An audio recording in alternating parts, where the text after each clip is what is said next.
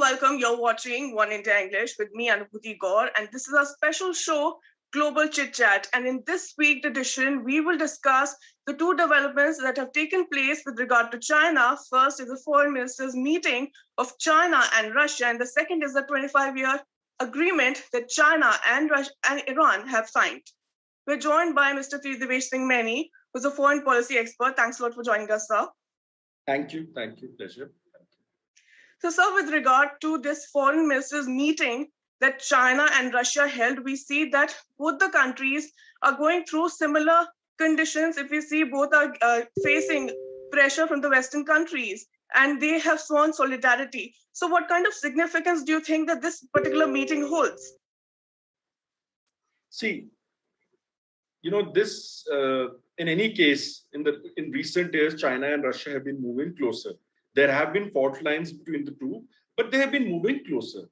Now, this meeting, has drawn even more attention because it comes around the same time as US President Joe Biden made a very strong, sort of personal attack on Putin in an interview which he gave. And similarly, it also comes about a few days after the meeting between senior US officials and Chinese officials, which was again pretty hostile. The environment was quite sort of hostile, right? So it comes, naturally, everybody is looking at this meeting in that context, and that's understandable. So what essentially, basically, the focus during the meeting was on a couple of things. The first was that, that the US should stop interfering in the affairs of other countries and sort of, sermonizing them on human rights. And that's one part of it. And the attack was clearly sort of directed at the United States. And then obviously even, Russia and China both said that the US itself doesn't have a great record. Then they have also spoken about, interestingly, they said that, we need to convene a meeting of UNSC members, right? So what was interesting was that on the one hand, you had this talk about, what Russia and China have always been opposing this Western emphasis on values, on human rights. On the other, they're trying to use a platform. They want to use a platform like UN, United Nations Security Council. That's one part of it. The second is, the other part is that Russia and China are also trying to, promote their own soft power through, their vaccines. So there was some reference to this part as well. And finally, both Russia and China also thought, that they will leverage the continuing tensions between the United States and Iran. So, which is, which we'll move on to later. But if you look at the joint statement of the foreign ministers, there was a reference to the fact that such, disputes, such issues need to be resolved, and you need to remove these sanctions at the earliest. Now, I think what, coming back to what we discussed last week also very briefly, I think what is quite apparent is that even within the United States, there is a growing chorus that obviously you need to be, sort of tough on Beijing. You also cannot turn a blind eye to the problems that you have with Russia, but don't, allow the level of tensions between, to escalate even with Russia. And that is exactly what a lot of people would say that, had, because of this aggression between both China and Russia, you've actually given them an opportunity to, this sort of, as I said, they've been working closely in any case. But what the strong statements emanating from Washington have given a much stronger fillip. Now, there are fault lines. There are differences between China and Russia, which will sort of prevent them, to go ahead on certain issues. But I think for the time being, they've got the perfect, the approach which the Biden administration is following has sort of laid the foundations. And now it remains to be seen if at least, on certain issues, like, for instance, the pending, the issue of sanctions on Iran, the Biden administration now takes a slightly more sort of flexible approach in the Trump administration. That's very important. So moving on to the next big development that has taken place, we know that China and Iran have signed a 25-year agreement, and it comes amid a major push from China to back Iran, which is facing a lot of US sanctions. So what do you think is the significance of this particular development? What could this mean for the countries that are closely watching Iran and China? Okay, so this agreement has been in the works for some time. In fact, I may just want to mention that Xi Jinping was amongst the first heads of state who visited Iran months after the Iran nuclear deal had been signed. The nuclear deal was signed in 2015. He visited Iran in 2016. And even during his visit, there were references to a 25-year strategic agreement. That's, so it's not happened overnight. Now, the US withdrawal from the JCPOA in 2018, naturally, that has also changed a lot of dynamics. So you have China, Russia, Iran, on a similar page. And at times, Pakistan has also been part of that sort of. Also, just to add, do you think that this particular development could reduce the regional influence of United States? Okay, so yeah. So the first thing is that as yet, we really don't know. I mean, we have a very, we don't have a clear idea about the agreement as such. You just have figures. So 400 billion, the Chinese have committed to investing $400 billion in Iran, 280 in the oil and gas sector, 120 in things like infrastructure. That's one part of it. Now, in return for this investment, Chinese will get oil. They're going to get oil at a much cheaper price, and obviously that is important for them looking at their oil needs. That is what idea one can get from various sources. But I think what is also important is it's interesting that the one part is the China-Iran agreement, and obviously we can say the Trump administration left. A lot of people would say that the Trump administration left Iran with not too many options, and Iran has sort of veered towards China as a result. There has also been opposition to this agreement. In fact, in 2020, even as the cabinet was giving clearance to this agreement, there were voices of dissent domestically, because the Iranians also believe essentially in a sort of independent foreign policy and don't want to be dependent upon any one country. So that part also we need to look at.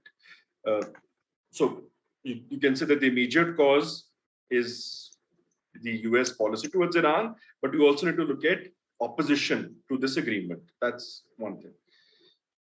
The agreement is also likely to further strengthen military ties and naval ties between Iran and China. Now,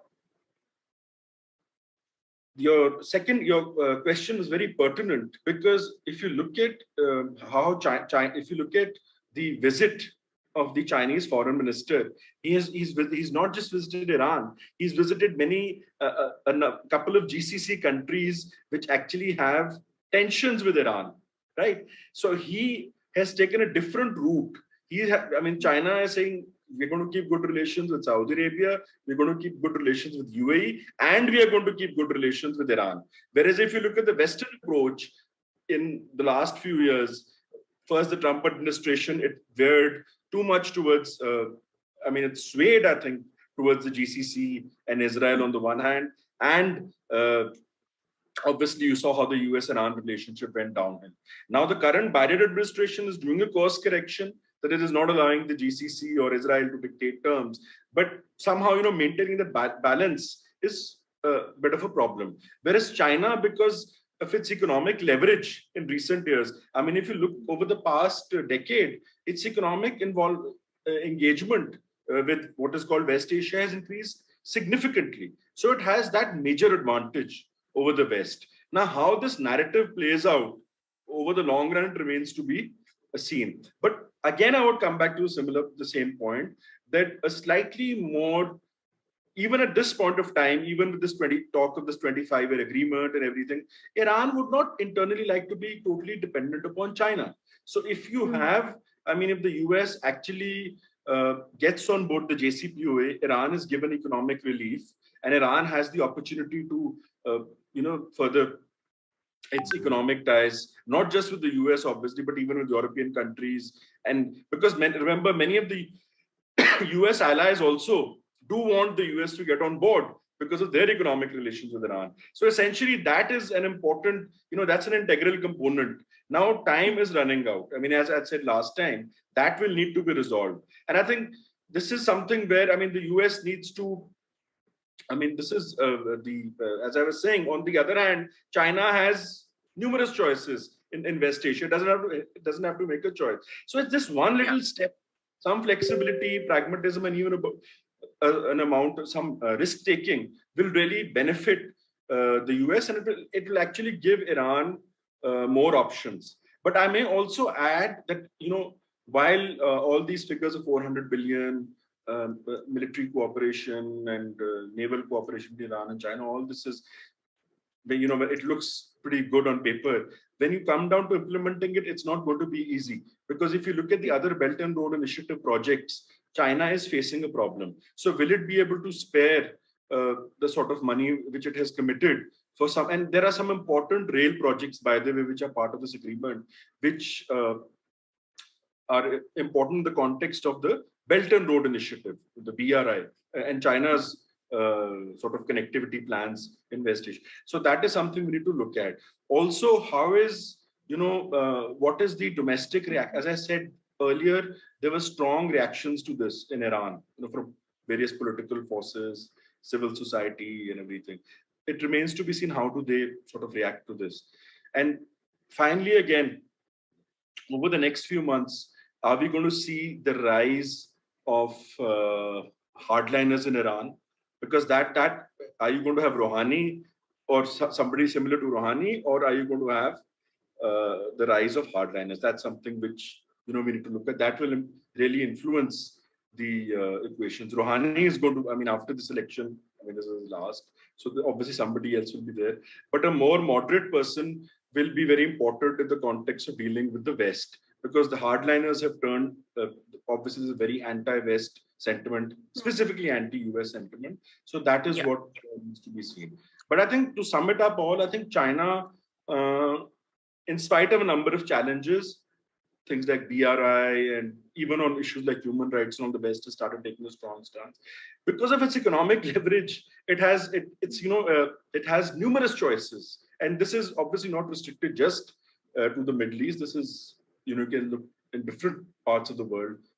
There's this scenario. Also, sir, if we look at the kind of developments with regard to China, do you think this is some sort of reaction to the recent statements that Joe Biden has made? Absolutely, absolutely. See, but I may also add that China, this is also posturing on China's part. China also realizes its own limitations. And with the current administration, and even, in fact, the EU also imposed some sanctions recently on China. So the US and EU are working jointly against China, and China has begun to also realize its limitations. Now, what we need to see is, it's going to be interesting to see whether, again, something which we discussed last week, are countries close to the US going to make choices? Because, as we had said earlier, earlier the choice was between China and the US. So the US has given the impression that no, you don't have to make choices so far. But if Russia is also part of it, because obviously a number of countries have close economic linkages, connectivity projects, defense deals, and all that, how is that going to work out? So what Russia and China are aiming at is to create a grouping of countries which are sort of anti-US. Second, to create some sort of rift between the US and their allies. That's what the aim is at this point of time. Now, again, some course correction, flexibility, pragmatism on Washington's part. I think then the whole equation will change that. Yeah. So that's all in this episode. All eyes on what is going to be China's future course of action with regard to the Western pressure. Thanks a lot for joining us, sir. Thank you. So keep watching One India English, and we'll be back with another episode